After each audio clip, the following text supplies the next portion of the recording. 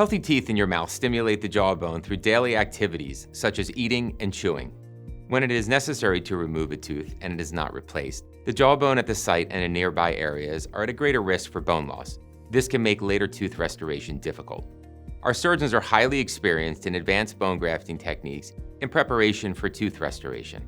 Socket preservation is performed after a tooth is extracted to restore a single tooth site to prepare the area for dental implants.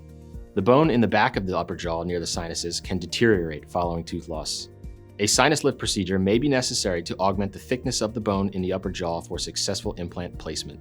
Many patients who were once told they are not candidates can now successfully restore missing teeth with implants. If you are considering dental implants, our team can assess the condition of your bone and develop a customized treatment plan for the restoration of your oral health and smile.